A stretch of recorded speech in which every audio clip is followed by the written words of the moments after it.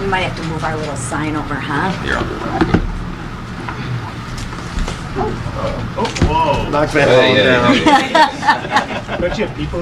Yeah, I got people. He's got to do it all, right? He's got to do it all.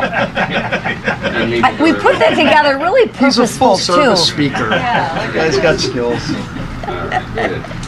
Oh. Need some caulk? Well, good morning, everybody. Good morning. Today marks 100 days of President Trump's second term, and I am honored that he has chosen to celebrate in my home state of Michigan. There's no better place to celebrate 100 days than in Macomb County, Michigan. The first 100 days proves that we are headed in the right direction, the direction in which 77 million people voted for. Just look at the White House lawn today. Pictures of violent, illegal aliens that Biden let into our country. These rapists, murderers, and child molesters have no home here in the United States of America. And guess what? There's room on the White House lawn for a lot more of them. And that's what the American people voted for. And we are going to keep going until every single one of them is removed to make our streets for Americans safer. Thankfully, there's a lot less of those illegals coming in now, because apprehensions at the border are down 94%. And Border Patrol averaged the lowest daily nationwide apprehensions in history. President Trump is taking action and Congress is passing border security bills. We've sent a message. The border is closed. Now, on the other hand, Democrats' message is open borders and literally putting violent MS-13 gang members before the American people. That's their message. Look no further than their recent trip to El Salvador, one of which was funded with, yes, taxpayer dollars. Instead of meeting with their constituents, Democrats catered to MS-13 gang members. Not the family of Rachel Morin or the family of Lincoln Riley. No. They would rather have MS-13 gang members who entered our country illegally brought back to the United States. That is the Democratic Party. Own it. On numerous occasions, they have sided with violent illegal aliens and gang members. Democrats are doubling down on their failed agenda. Why? Because they have no plan, no vision, and no leader. Or maybe they do. Maybe their next leader is in MS-13. Meanwhile, House Republicans, we have our leader. And that leader is our president, Donald Trump. He's unleashed American energy, taken out terrorists, and restored common sense by protecting women's sports. And he's achieved all of this in his first 100 days.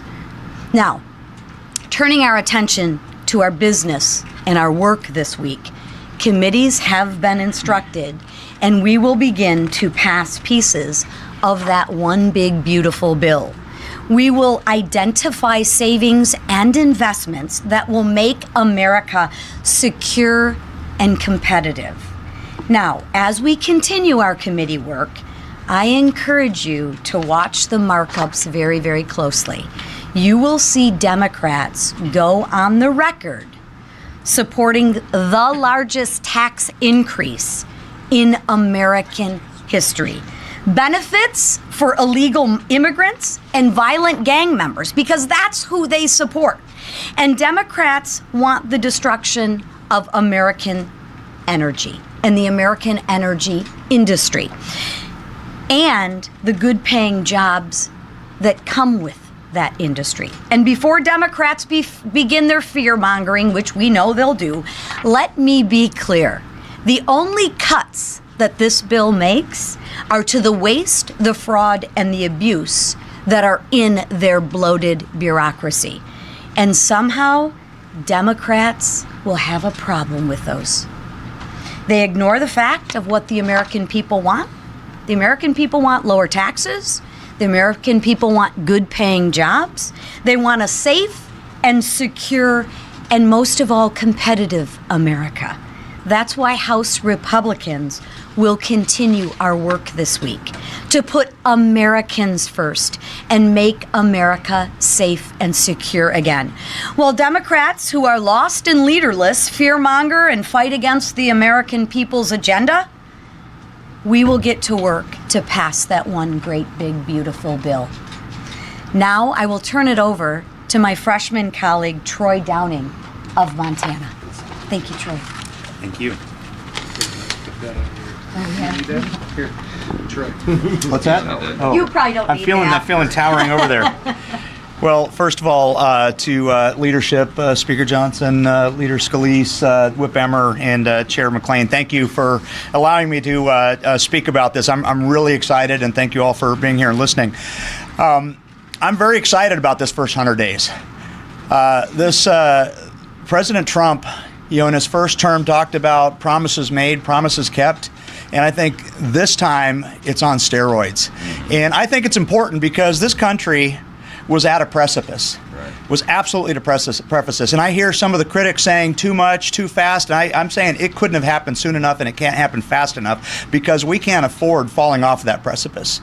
I mean, as a nation, everything that we talk about, you hear this American dream, that's being squandered, has been squandered. That brass ring is getting farther and farther away, and the policies of this president have started to pull that back in everything that he's doing, in helping with the economy, in tax policy, in having trading partners trade fairly with this country, which is something that's overdue. Everything that's happening right now, securing the border, is all going to come back and bring that brass ring back that is that American dream. And I'm really, really excited about that. 140 executive orders.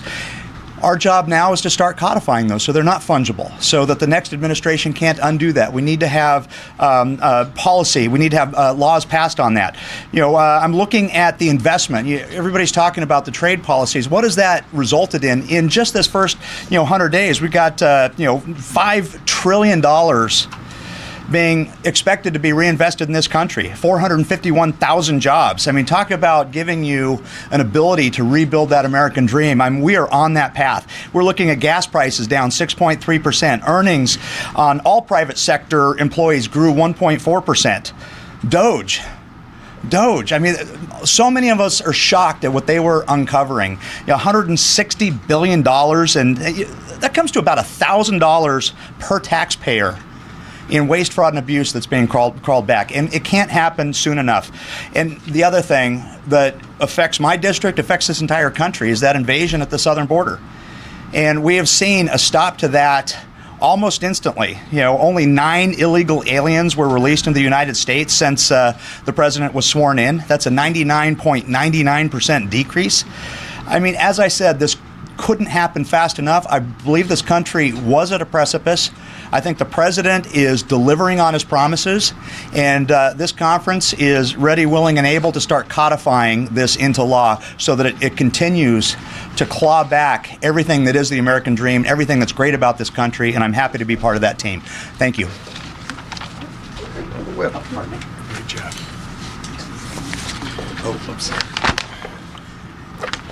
President Trump's first 100 days in office can be described in 4 words. Promises made, promises kept. Thanks to President Trump, the border is more secure than it's ever been, and criminal, illegal aliens are off our streets and out of our country. Under President Trump, American energy is being unleashed.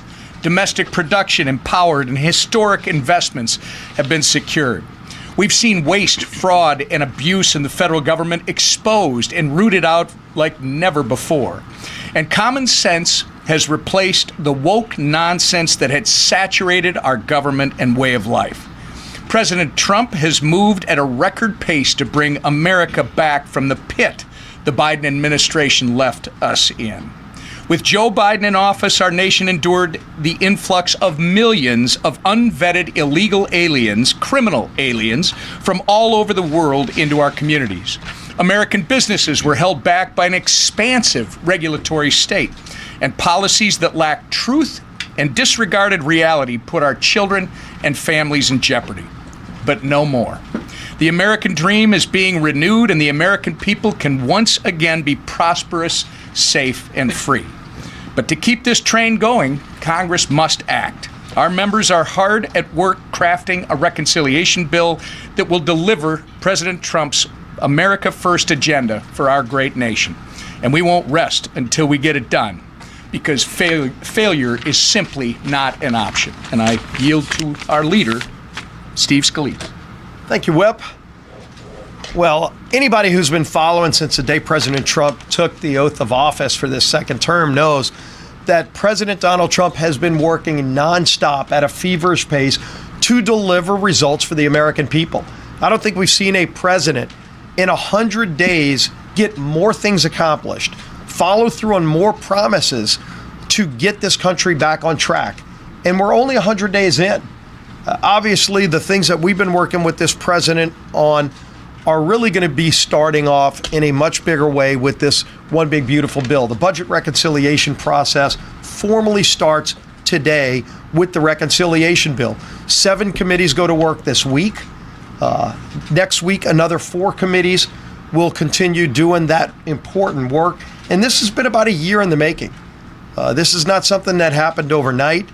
All of our committees have been meeting both individually. We've been meeting with the president for about a year to get to this moment and start delivering on those things that we all ran on. These are not just campaign promises that Donald Trump talked about on a campaign trail.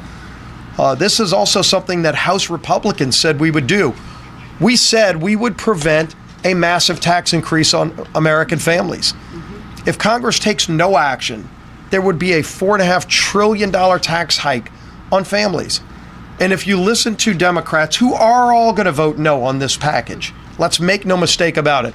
They've been clear from the beginning. They just want to obstruct everything. You saw it at the State of the Union when President Trump said, look, this 13-year-old boy beat cancer. And they all just sat there on their hands, angry because President Trump was highlighting somebody else's success. And I think the American people got disgusted when they realized a whole major party in America is just going to oppose anything President Trump does because they hate him as an individual, even when it's good for America. And believe me, preventing a tax increase on over 90% of American families is good for America. But every Democrat will vote no because they want a tax increase on American families. Every Democrat will vote no on a bill that's going to secure America's border. You've seen President Trump deliver through executive action on things he can do. And it's resulted in amazing results, over 95% reduction in border crossings illegally, deportation of hardened criminals, violent gang members, murderers, rapists, finally sent back to prisons in their country where they belong, where many of them came from. And what are Democrats doing? Democrats aren't celebrating that. They're flying to other countries to try to get hardened gang members in prisons released back into the United States. It's lunacy. But that's where their party is because they are void of any ideas. They are a leaderless party. The Democrat Party literally has no leader except AOC and Crockett and Bernie Sanders. And that's what their party's become. They're just opposed to everything. They don't want to produce more American energy. But the good news is we do. That's also going to be in this bill that we start debating, to allow America to produce more energy so that we and our friends don't have to be dependent on foreign nations like Russia or Iran for oil and natural gas. We can do more of it. We can lower costs for families. We can create more jobs at home. We can ensure that more manufacturing can be done in America. That's all going to be part of this bill. We're also going to make our military more competitive. Everybody knows China's been incredibly aggressive at not just their naval fleet, developing hypersonic weapons. And America had fallen behind under Joe Biden. And Donald Trump said, we are going to address these inadequacies. And if you look at what's in this bill, again, addressing major problems to make our country competitive again militarily, and every Democrat will vote no on that as well. And the good news is Republicans said, well, if Democrats are just going to block everything, if Democrats want a tax hike, if Democrats do not want secure borders, if Democrats want to make our country more dependent on foreign nations for our energy, that's why they lost the election. Those days are gone. We can actually fix all of these problems without any Democrat support. We'd welcome their votes. We'd welcome their input. But they've chosen to just go the other way because their far left radical base won't let them work with Donald Trump on anything that's good for America. But that hasn't deterred President Trump. President Trump is resolute in fighting for those hardworking families who have been struggling. Again, the tax increase, when they talk about millionaires and billionaires, it's over 90% of Americans who would see a tax increase if no action was taken. That's families making $50,000, $60,000 a year. That's not the rich. That's the people who are just barely getting by, who have been struggling under the weight of the failures of Joe Biden's economy. The waitress who's maybe working 2 jobs, barely getting by, and President Trump and this Republican Congress are going to deliver on no tax on tips, so that that single mom who's maybe working 2 jobs can have a little bit more money in her pocket and be able to take her kids on a vacation or invest in her kids' college. That's what we're doing this week as we watch the Democrats oppose everything just because they've become a party derelict of any ideas. This is a Congress of leadership and action, working with a president who's probably done more in 100 days than any other president we've ever seen, and the best is yet to come. And our leader in this fight, who's been marshaling us through the whole way, is the Speaker of the House, Mike Johnson. Thank you, Leader. Thanks to all of you. Welcome back. Hope you all had a blessed Passover and Easter. We did. Our members are excited. It's a great day in our country. Thanks to the Republican Party, America is back, and we're excited about it. I talked to the president twice this morning already. He's having a big celebration for the first 100 days in Michigan, as Chairwoman McClain noted, and he's excited about all of that and everything that we're all doing together. We had a big meeting of the Republican conference this morning, and they're all excited. They were all home for the 2-week district work period, and they were moving around their districts and talking with their constituents and getting lots of pats on the back. It's a great time for the country, and you can sense our optimism about all that. It's been noted a couple times here, but 100 days ago, not far from where we're standing right now, President Trump made his historic return to the presidency. He made a lot of promises, and as Whip Emmer noted, the 4 words that best describe this administration so far is promises made, promises kept. We've recounted among this group many times, 77 million Americans delivered President Trump a landslide victory. We had our highest popular vote total ever as House Republicans, 74.8 million, and we got a mandate to do exactly what we're doing right now. We have not wasted a moment. President Trump has accomplished more in the first 100 days than most presidents do in their entire careers, their entire tenures. The Atlantic, right? I don't know if there's an Atlantic reporter here this morning, but that's not President Trump's, they're not a fan of him, right? Yesterday they described him this way, quote, "He is the most consequential American leader of the 21st century." And that's an understatement. President Trump has, here's a list, removed men from women's sports, ended DEI in the federal government and the U.S. military, expanded oil and gas extraction to lower prices, taken steps to end unfair trade practices, secured trillions of dollars in new investments in American manufacturing, deported criminal illegal aliens, stood up for religious liberty and rooted out anti-Christian bias, combated virulent anti-Semitism on college campuses. The list goes on and on and on. That's just barely scratching the surface. That's in 100 days. We're just getting started, and that's one of the reasons that we're so excited. Nearly every public opinion survey found that voters in the last election were most concerned about 2 things. This is just one metric for consideration: inflation and the wide open border and the crisis that created. Look at this. On just these 2 issues, in 100 days, illegal crossings are at an all-time low, as Congressman Downing noted, and inflation is falling rapidly. President Biden often said that he had exhausted his executive authority. He told me that we needed new laws. He told me this many times himself. We had to stop the border crisis, but Congress has to act. I pleaded with President Biden, do your job, use your executive authority. He claimed he didn't have it.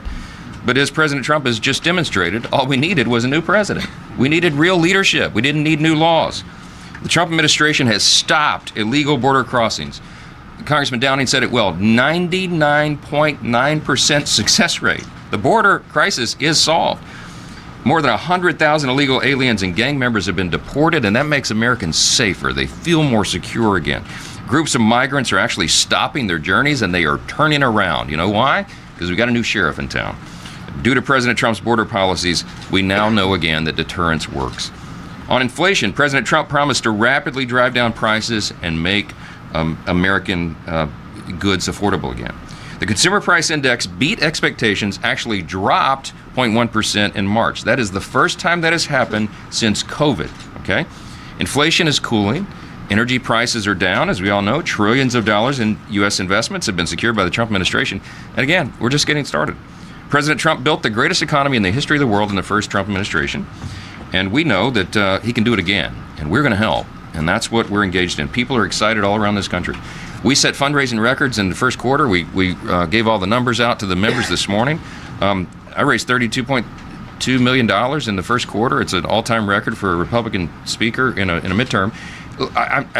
I'm not taking personal credit for that. I'm saying this is an all-team effort. Every House Republican is out working. Their sleeves are rolled up. They're working around the clock. We're setting fundraising records. The vulnerable Republicans from the swing districts and the vulnerable Democrat swing districts, it's the Patriots and the frontliners, okay? The Patriots outraised Democrats 2-1. They almost doubled what Democrats raised, and they have almost double the amount of cash on hand right now. That's an indication of where the American people's sentiment is. They see that Republicans are delivering and Democrats are in disarray.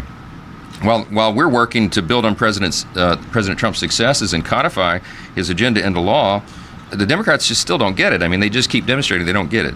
More than 100 days into the 119th Congress, and the contrast could not be clearer. Everybody recounted some of this today, but they don't have any message. They don't have a clear leader. They don't have a clear vision. They don't know what to do. Their platform has been repudiated, and they're turning on themselves. You know, the vice chair of the DNC is going to spend tens of millions to take down his own incumbents. That shows you where they are. They've resorted to cursing and shouting and outrageous political stunts. Their approval ratings are in the low 20s. Their most vulnerable members got outraised 2-1, as I mentioned. And it just goes on and on. I two polls I just want to highlight, and then we'll go to your questions. There was a poll that came out I think a little over a month ago. It's Quinnipiac, and I think it's the most telling poll of the first 100 days of this Congress. But I got the graphic in front of me. It was Politico published it. Lots of people talked about it. The headline says Democrats face historic discontent with the base. Now, what they did was they polled Democrats and their approval of their own party and Republicans' approval of their own party. I mentioned this before, but Democrats are underwater 9%. They have a net negative 9% approval rating in their party, whereas Republicans in Congress are enjoying a 69% approval rating, okay? So that chart is stark. It's the largest chasm between the two parties in history. It's the highest marks we've ever gotten and the lowest they've ever gotten. It tells you where they are. This morning, CNN has a new poll. Getting you a nod right there on the front row, right? Republicans' view of GOP leadership, 78% approve. Thank you, CNN. 21% disapprove, all right?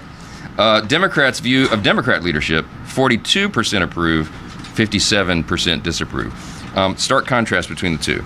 And one of the most baffling political displays that we've ever seen, congressional Democrats used their district work period to fly to El Salvador and provide comfort to a wife-beating MS-13 gang member who entered the U.S. illegally. I mean, it was a shameful performance, and I hope their constituents do not forget it. We won't. And we reflect on the first 100 days of the Trump administration. It's very clear which party is fighting for the American people, for a stronger and safer and more prosperous America, as Leader Scalise just said. We're happy to be here, and we're happy today. You can probably tell. Take your questions. Yes, sir. Thank you very much, Mr. Speaker. On the subject of polls about the first 100 days of President Trump's administration were released a few days ago, and he has the lowest approval rating of any president in the last 80 years, according to the Washington Post, ABC News, and Ipsos, I believe. Other polls suggest similarly low numbers. How do you interpret those numbers, and is that not a sign that your conference, your party, your leader need to be changing course given those low record ratings? No, look, there's always in any new administration, it's a roller coaster, right? When you come in and you make dramatic change, which is what he did, he's delivering on the promises made. there's some bumps along the road. We're changing everything. As we said, when President Trump was running, I told him, and we told our own voters, he could be the most consequential president of the modern era. Now the media is, all of you are acknowledging that is true. By extension, we can be the most consequential Congress as well, because we quite literally have to fix every area of public policy. The last 4 years was an absolute unmitigated disaster, and we got to fix it all. So when you're doing that, it's disruptive in a way, and the early initial people, they have an emotional reaction sometimes for the big changes, but what they're seeing and what the real polling is showing is that they understand that we're headed somewhere. This is out of the gates, all these big achievements that we just recounted, and I said we're just getting started. The reconciliation bill is the big chunk of this. The vehicle through which we will deliver the America First agenda is this big, beautiful bill, which is why we call it that. The president's approval rating is better than it was in 2017 when he got started, right? Because people trust him. The thing about President Trump is he's had an administration. This is not a new thing. People remember. It's hard to remember. It seems like it was 20 years ago. But right before COVID, we had the greatest economy in the history of the world. There's been a little question and concern about, the rocky start, some of the stock market, some of the tariff policy and all that. But right now, even today, people are beginning to see the dust settle on that. They understand there was a master strategy behind this, and they're seeing the results. We're going to have 100 countries, by some accounts, and maybe higher, renegotiate their trade policies with America because of what President Trump did. He's the only leader bold enough to have done that. And that's going to be a net positive, of course, for all the American people. It's going to be more fair for us. We trust the executive to do that. We trust this executive to do that. And President Trump has had some great achievements. So, look, polling goes up and down. We all talk about it, pros and cons. But at the end of the day, we're going to deliver on these results, and the American people are going to reward us for it. Yeah. Two of your members, at least Stefanik and Michael, are both considering runs for governor of New York. Those one seat in particular, Congressman Lawler's seat, may be one of the most competitive in the country. They can't do both. They can't run for governor and Congress. Will you have conversations with them about what works best for your conference? And have you started having those conversations yet? I have lots of conversations. I love them both. They're two of my favorite people and my most trusted colleagues, and they're both super talented, which is why they get talked about for doing other things. We have lots of Look, we've got a very talented group here. We have lots of House Republicans who are being courted to run for Senate or governor or do something big. I mean, my preference is that they all stay here with me, right? We get the job done. But I don't begrudge anybody for having other opportunities, and we ultimately support them in whatever they do. But are we having conversations? We are, yeah, and that's all I'm going to say about it. But I ultimately, look, I support my friends and colleagues. These are more than colleagues, they're friends. And I want all of my friends to do well and go as high as they can, be of their highest and best use to the country. So we'll see how it shakes out. Mr. Speaker Johnson, do you plan on meeting with governors to advise them on how they might restructure their budgets if you're reforming SNAP and Medicaid? Kathy Hochul is working on the New York budget. I'm not sure Kathy Hochul and I are going to sit down and talk about New York's budget. But I will just say this. We're going to be good stewards of the taxpayers' resources, okay? Do not believe the hype. Do not believe the lies the Democrat Party has said. We had their ads taken down, okay? They were running ads around the country in swing districts, trying to convince people that Republicans were going to gut Medicaid. It's just simply not true, and that's why their ads and billboards had to come down. We sent them a cease and desist letter because we pointed out they were lying. By the way, the Democrat leaders in Washington have zero credibility with the American people. Remember, they tried to tell us for the last 4 years that Joe Biden was an exceptionally talented, brilliant, on-point leader, okay? They don't have any credibility on any of this. We're going to prove the opposite. The committee markups, as Leader Scalise noted, we have 7 committees marking up components of the big, beautiful bill this week. We have 4 others next week. That third week that we return, the Budget Committee will merge all that together into the one big, beautiful bill, and you will see the results. We are going to preserve the programs. We're not gutting Medicaid. We're going to reduce fraud, waste, and abuse, which every single American should be applauding. The Democrats should as well, but they're not allowing themselves to do it.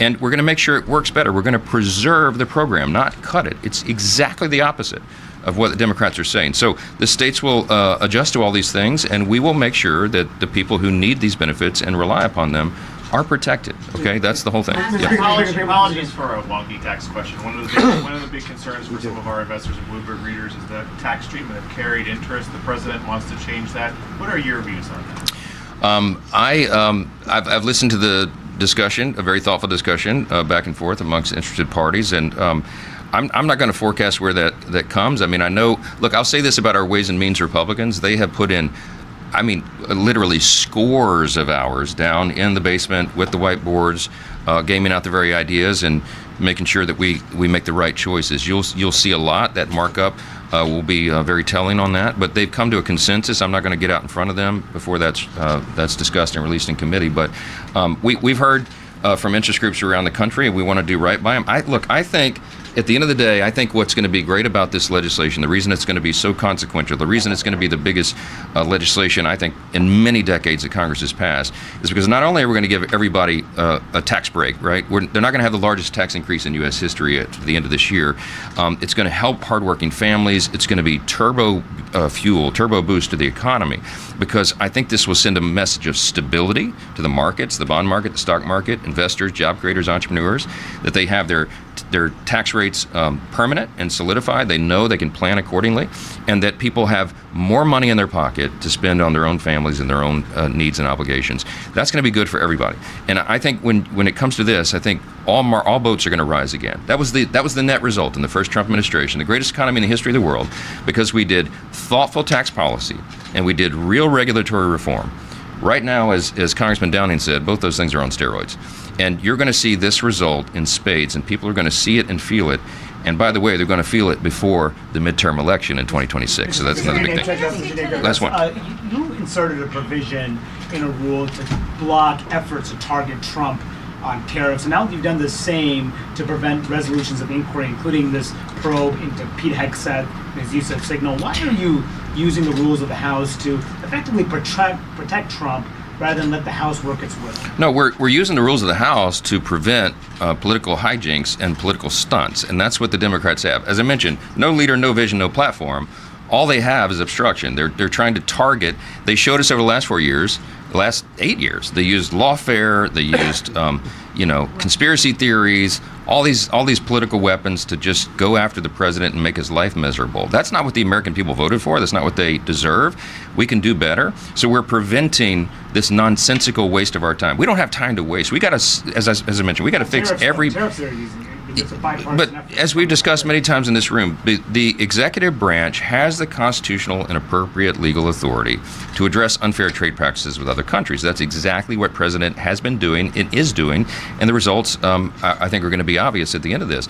We have to give them the runway. This is not a separation of powers concern at all. Congress has a role to play, but so does the executive, and I think everything they've done thus far has been entirely lawful and appropriate, and that's what our policies reflect. So we're going to continue to do that, and I think the American people are going to see the result at the end, and they're going to be quite satisfied by all this. So we got to move. Thank you. Can you give a quick timeline on reconciliation?